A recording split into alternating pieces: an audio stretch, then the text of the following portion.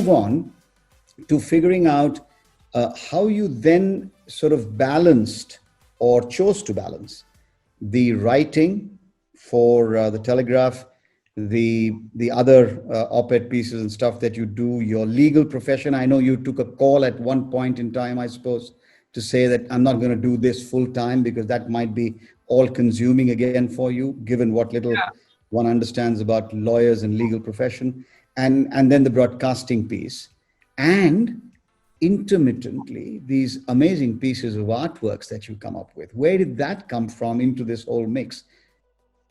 Well, I mean, I just find it fascinating.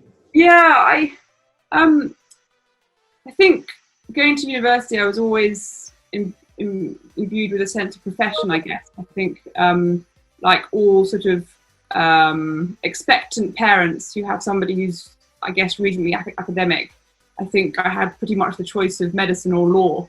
And I'm sure that many children can probably relate to this around the world.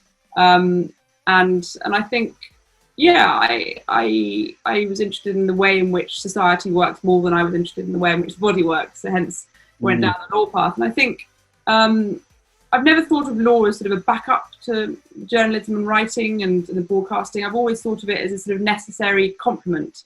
So I pursued it at university. I pursued it as a postgraduate degree, and I thought it was always quite a nice way to play cricket alongside it. At that point, I was playing Middlesex. The Kia Super League had just started. So professionalism was eking in, and it worked. It kind of worked as a student. I think it got a little bit more difficult, perhaps, when I actually had to start professionally as a lawyer.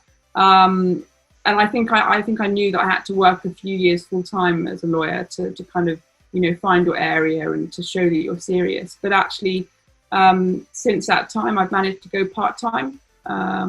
We live in a much more flexible world. I took that opportunity almost as soon as I could, I guess, because you make a sacrifice of perhaps career progression, but equally, it meant that I could carry on writing and broadcasting, and honestly, it's something that I've done since university. I started writing for my student paper.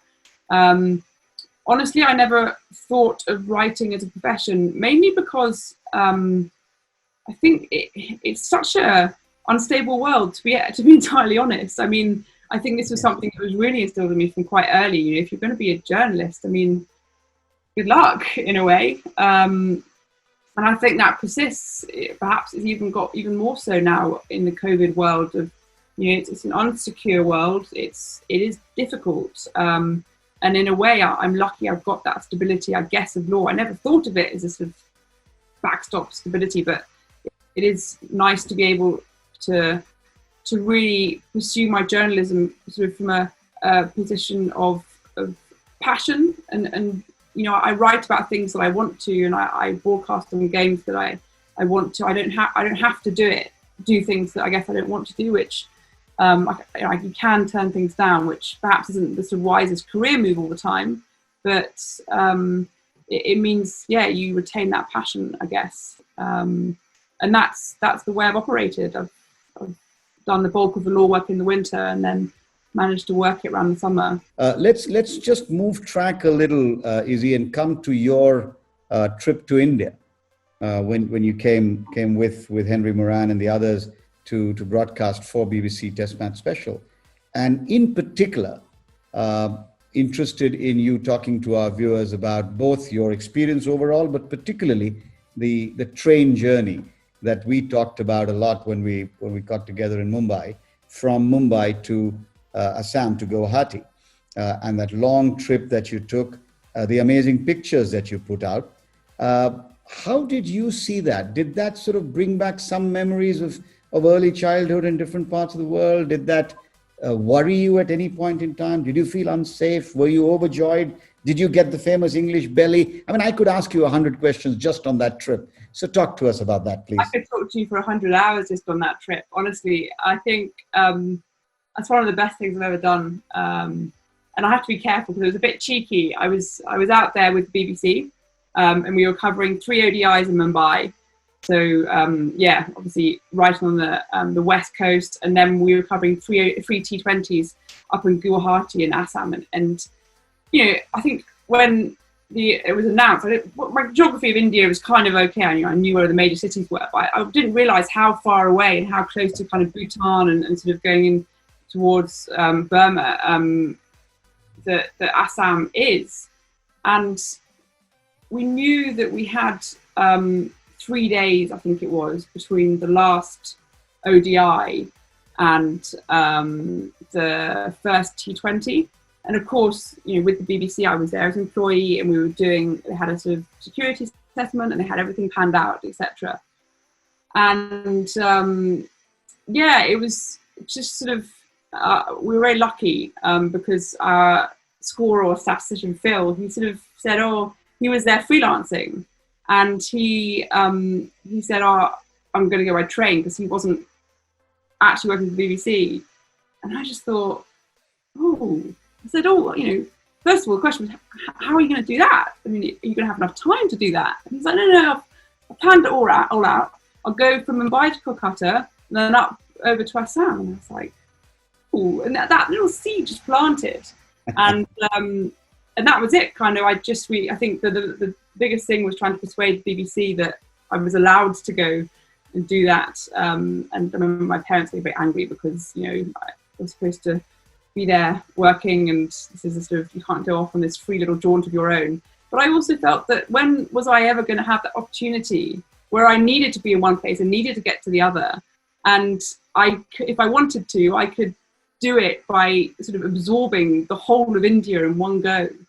It sort of culminated in us maybe 3 days before the end of that last ODI, when we still hadn't booked our train tickets because I wasn't sure if I was allowed to go. And it therefore meant that you got one leg from Mumbai to Kolkata. We managed to get a seat. There's only a certain amount of, I think, tickets for international travellers. That's right.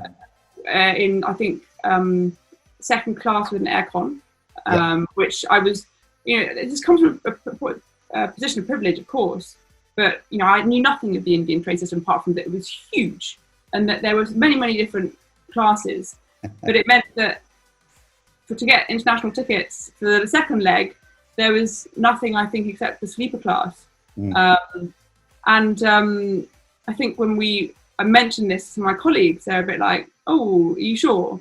And I said, I didn't really know that much, apart from it was unreserved and a bit more colourful, perhaps. And we said, yeah, let's do it. And you know what? I'm really happy. I'm really glad I did, because I do live, I guess, a privileged Western sort of middle class life. You don't always get to kind of immerse yourself into a culture like that. And it was a 30-hour trip overall. Can't say I slept all that much, but the people I talked to, the noises you hear, not everybody spoke English, of course, but the scenes that you pass, I honestly, if anyone ever visiting India gets to do a lengthy train trip, I couldn't recommend it more. And, I feel so lucky, the fact that hopefully in the future, my sort of covering of cricket will bring me back again and again and again to India, because there's so much to explore about it. In fact, the first time I went out to India was in 2009 when I was playing in the England Academy. 2010, yeah. And we had a training camp at the Chinnaswamy Stadium with, and this was at a time when the IPL was, just starting up, and RCB were there, and I think the cheerleaders were staying in the same hotel as us. And the ECB had got us tickets as sort of guests, I guess, of RCB to go and watch some of their matches. But on the night before we left, there was a game there, and they hadn't arranged any tickets. So I managed to, with a couple of players, to get some tickets just to go into the stands. And then, you don't feel it, yeah, you don't think about it necessarily. And I really am aware of I like to think I'm aware of that privilege, that kind of, not necessarily understanding what normal life is like to millions of people across the world, but to see the way in which cricket was not only watched but celebrated. It's such a part of life, and we don't have that as much in in the West, and I think it's our loss, certainly. And I felt it. I really did. And I think the same with the train.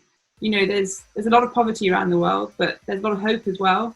And human characters is a lot of resolve, a lot of sort of stubbornness, and you saw some of that. And a lot of hospitality as well. People sharing food the whole time. You know, I did eat everything, and I think that came back to bite me a little bit, because maybe I got a little bit too arrogant. And after I'd been in India for 10 days and had not had a stomach upset, it was like, oh, I can go and eat everything. And I think I must have picked out something in a street stall at some point, which didn't quite agree with me.